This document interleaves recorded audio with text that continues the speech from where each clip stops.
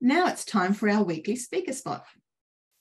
Each week, a member gets 8 minutes to share with the group further insights into their business or enlighten the group a little bit more about themselves. Members can also use this time to problem solve or seek assistance and advice from the group as a collective. The time is yours to use how you wish.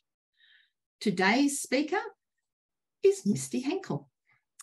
Now, Misty lives in Queensland, Australia, and is a sales trainer whose low-cost sales programs helps hundreds of people each year increase their sales and make more money.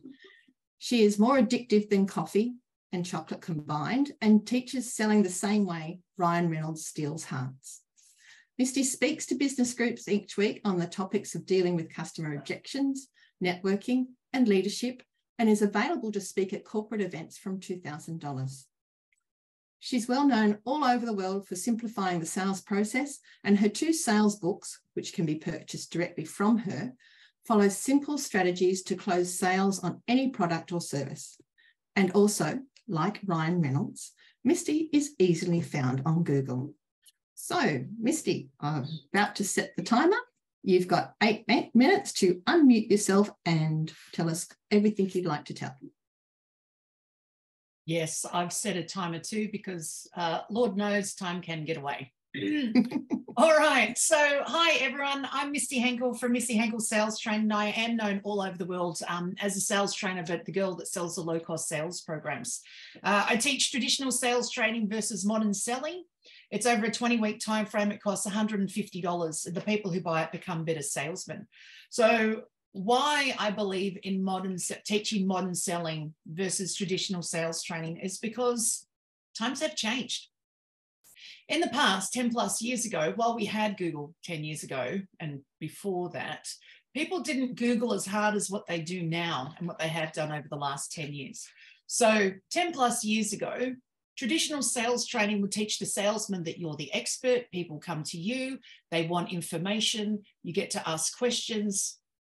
Your job is to ask great questions, listen to the customer, answer them, point them towards a solution that works for them. Also, as a salesman, traditional sales training and traditional selling in the past, before Google, customers went to the salesman to get all of their information, not Google. They went to the salesman, so they listened to the salesman. They liked to be questioned by the salesman, and they liked the salesman to demonstrate things to them. Today's customer goes to Google first before they go to a salesman. In fact, they leave the salesman as the last resort. And because they've gone to Google, the only person now in a sale who has a good question becomes the customer. Customer becomes very involved in what their problem is, and they've Googled for many different solutions. By the time they end up in front of a customer has questions and really doesn't like to be questioned by a salesman. Who's noticed this, by the way? Just pop your hand up where you've gone, I go to ask a few questions of the customer and they seem to back off completely, right? Yeah, it's because sales have changed. Google has now made it that the customer is the expert of the sale, no longer is the salesman the expert of the sale. But in a way, Google has made it so much easier for us salesmen. If we know which bits to look at the opposite way. So in the past, traditional sales training teachers ask really great questions. You can qualify the client, that's of the salesman. Today, all we have to do as a salesman accept that the customer has good questions. And all we have to do is answer them. So also building rapport. In the past, traditional sales training says build rapport with your clients, be friendly and start a relationship with them. It becomes easier to sell and you'll be able to sell. Today, because of Google, the customer builds rapport with the salesman. If the customer is looking for solutions and has Googled everything and then stands in front of you, the salesman, wanting to ask a few questions, you don't need to build rapport with that person. They did it with you already. They just didn't tell you that. So knowing that you don't have to build rapport, knowing this becomes easier to sell. Customer already likes you. You don't have to convince them to like you. You don't have to do anything to make them like you. You get to maintain the relationship. You don't have to build the relationship. So you can see these are direct opposites to what it used to be. In the past, when a customer didn't have enough money and they'd say, I'd love to buy it, but I can't afford it, traditional sales training teaches the salesman that it is your problem to deal with and your problem to find solutions to. In today's world, the customer doesn't like to be sold to in any particular way. So when they say, oh, I'd really like to get some maps, say from Richard, I'd really like to get some maps, how much are they? And then he says it and they say, yeah, but I don't have any money. That person doesn't want the salesman giving them ideas on how they can get the cash. And so things have changed, but that doesn't make the salesman obsolete. The truth is customer likes the salesman more than most people because otherwise they could have bought it online. So they still want the salesman, but they want the salesman for something completely different. So modern selling today, the salesman role has changed. It's changed to become a person that's able to answer questions like Google. So able to answer questions, to be incredibly pleasant, not to direct them in any particular way, but to stand with them while the customer is trying to make up their mind. And when things like the question or the statement comes about, but I don't have any money, it's learning. Modern selling teaches the salesman how to respond to customer comments, but not treat anything as an objection. So traditional sales training would teach overcoming objections, but modern selling, there aren't objections. There are plenty of comments. So I don't have any money. I don't like the price of it. I would never spend money on that. It sounds like an objection. But hands up those who have ever done grocery shopping before. Who's gone into the store to buy one thing, let's say coffee, and you're determined, I'm only getting the coffee and nothing else. End up at the checkout with a big bag of groceries that costs over $50. Who's done that? And you're standing there going, I don't know how this happened, and I don't want to spend it. Now, quick question. Put your hand up if you decide to put everything back but the coffee. Okay, no one's hands are going up. All right, hands up if in the end you go, after all the complaints in your head and objecting in your head, you buy all the groceries and leave. Hands up if you end up doing that. Isn't that interesting, right? We end up taking the bag of groceries. It sounds like we objected. I object to spending this money. I object to one small bag costing so much stuff. But the truth is, an objection is, I'm not buying it. A complaint is, I really don't want to buy it, but I'm going to anyway. So modern selling is about learning, how do customers actually buy today? What are they doing? And understanding that the customer does it all by themselves. It also teaches that there is a section in the sales process where the customer stops talking and it allows for the salesman to come in and talk. Ironically, it's right at the very end if the customer decides not to buy on the spot. If they're buying on the spot, just let them do it. If they say, thank you very much, I think I've got what I need, that's your spot to start asking questions, but then knowing what questions and how to infiltrate the customer so that you can start asking them and get the customer talking again. That is now the new sales methods of how to do that. So basically that's what I teach because times have changed. So I do this in a group sales format. It's pretty much like this. We all come into a room and we practice little bits of the sales process. It might be delivering the price or overcoming the comment of, I don't have any money, or overcoming the comment of, I really like it, but I have to speak to my husband about that. It could be about overcoming those traditional objections and how to look at them differently and start speaking to them. Holy cow, and there goes 8 minutes. So very quickly, I run group sales classes. They cost $150. It's done in group format. I do 5 classes, live classes a week. Thank you so much, Misty. I have a question. Yes. Does anyone else have a question first? I don't want to monopolise you, but I'm happy to get the ball rolling. Oh, David, yes, you go first. Misty, $150 for sales classes. There's got to be more than one sales class in that deal. How many Yeah, can there's I get? 20. Yeah, there's 20. It's approximately 20 weeks worth. So yeah, and I run 5 live classes a week. So one topic 5 times. It's like a gym timetable. I run one class 5 times live over the course of the week, and it goes for about 20 weeks, the $150 worth of classes. So it's a whole program. So if I had the time, I could get 100 classes for $150. Yeah, absolutely. $1.50 a class. That's fantastic. Yeah, absolutely. So how it works is you look at the timetable and go, which is the best time that works for me? And then you put that down. It's like going to the gym, right? And then if you have time for an extra class, or if you think I need more practice in that class because that was harder than I thought, then that allows you that opportunity to come in and get the extra practice and training as well. And let's be honest, they rarely stop at an hour. Well, it's only marginally over. Come on, don't frighten everybody. It's like 8 minutes over. Right? I try very hard to stick to time. Mark, you get your value. Oh, that's where you were going with that. Yeah. Okay. Richard, I can see you got your hand up. Julie, I'm just going to ask you first, and then Richard, I'm coming back to you. Just so clear, you've taken over for a minute, which is fine. Yeah.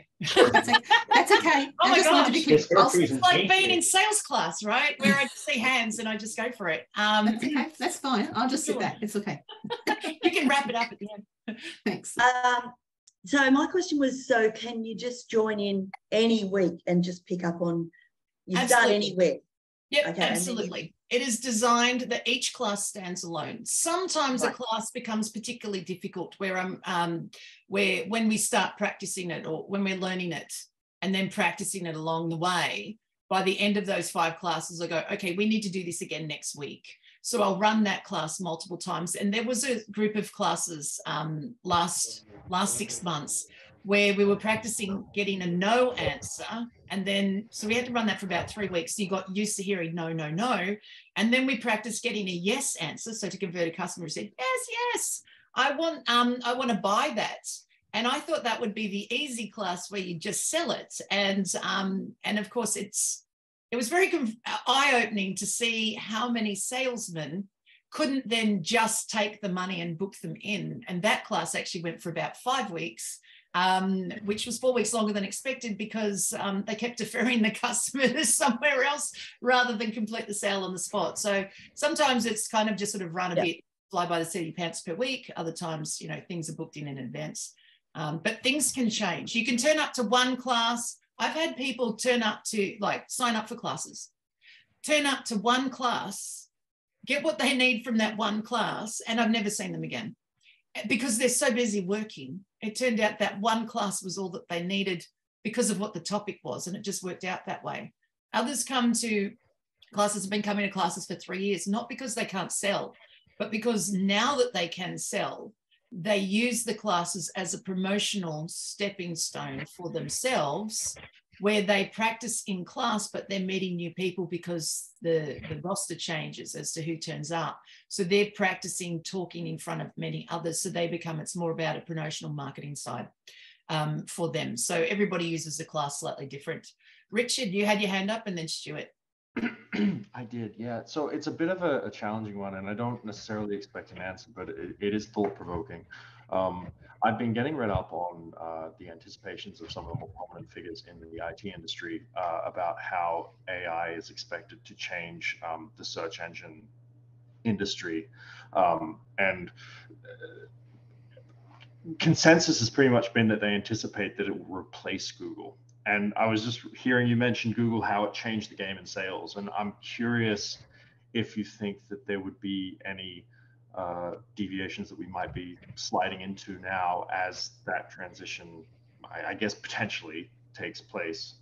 And was there anything that you can think of from your field of experience that it might cause or trigger? So the modern sales training that I teach, while I use it for modern times, this is how things have changed from the past to now. The truth is this sales training actually would have worked beautifully in the past and probably would have made it so much easier to sell without the traditional stuff anyway, because at the end of days, people like to speak to people. I mean, we learned for a long time when e-commerce first came out, people could go online and buy online, and then everyone thought, oh my God, the salesman's role is no longer needed because people are just buying online. It only happens for about, 5 5, 10 years. And then while you can still do it, and we still do, the truth is at some point we want customer interaction, and COVID truly gave us that. By pushing everyone to stay at home, people got fidgety with not being able to go out and have any physical interaction. And so it's really shown that customers do like speaking to people. And when they hand their cash over, I can buy it online. But if I have the opportunity to give it to someone who smiles at me and says, thank you so much for your patronage, then they'll hand cash over to a person far faster and easier than they will to the internet. And network marketing showed that, because in the last 3 years, network marketing has gone from face-to-face in-home demonstrations, because COVID wouldn't allow it, to here's your own account. And network marketing sales is right down, because people are in charge of shopping by themselves. And the truth is nobody wants to shop by themselves. They want to shop with someone else. We're social people. We want to shop with someone else. And ultimately, it's the salesman. So no matter what, the training still works. Moving forward, whoever it is moving forward, it's about the salesman-customer interaction and how the customer feels like they've been treated as well. Thank you, Richard. Stuart. Thank you. Well, Richard, you raised an interesting question there. I've got something on that just quickly, but we spend so much time talking to clients about online things, which is what we do. It's all about the conversation. It's all about what you can do, and people want to understand what you've done to allow you to provide the service that you're providing. So that's why these sales conversations are hyper important. And I'm wondering if there's anybody in the room, Lana, that might have had some success from your training courses. Just wanted to double check. Lana. Let's ask Lana. Lana, you came out networking, what, a year ago? You had about 3 clients. How many you got now? 20. 20. Can anyone tell me if Lana's personality has changed in the last 12 months from coming out networking to what? Of what, Faye?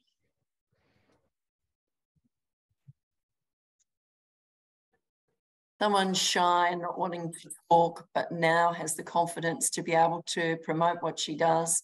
And when she says what she does, she sounds extremely confident. So it's very cool to hear stories from Lana. Lana says, okay, so I feel so good. Oh my God, I feel so good about what it is that I do. I've got 3 people that are calling me today so that I can talk to them about,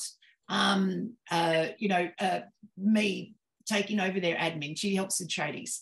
And she says, I'm signing them all up today. And they can't get away from her, because her outside exterior has changed to one of like, I am so excited to do this with you, that they go, oh God, sign me up. And then she just completes the rest of the task. So yeah, Lana, I couldn't do that without Misty's classes though. Things have changed, right? Things have changed. She's just learning a different way to speak and respond. Joanne.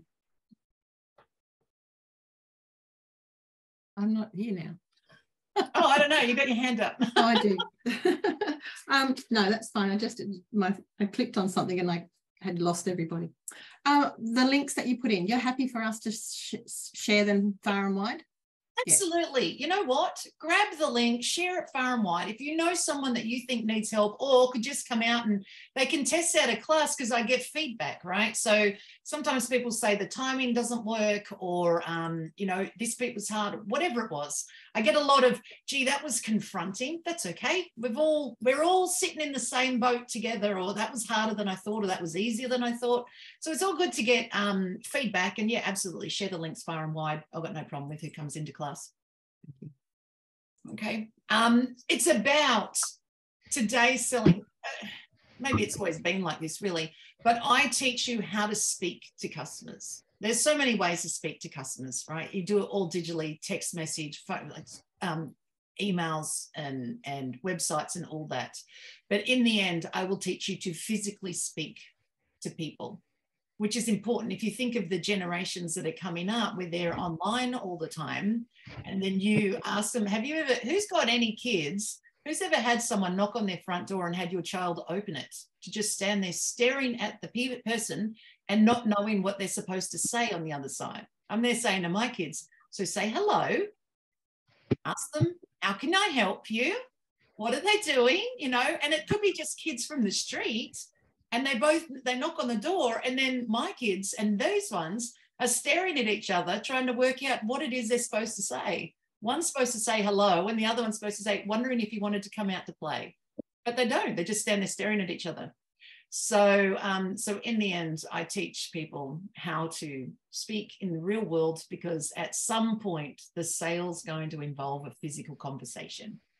And we salesmen tend to muck that up due to lack of practice. So class becomes practice. Thank you, Misty.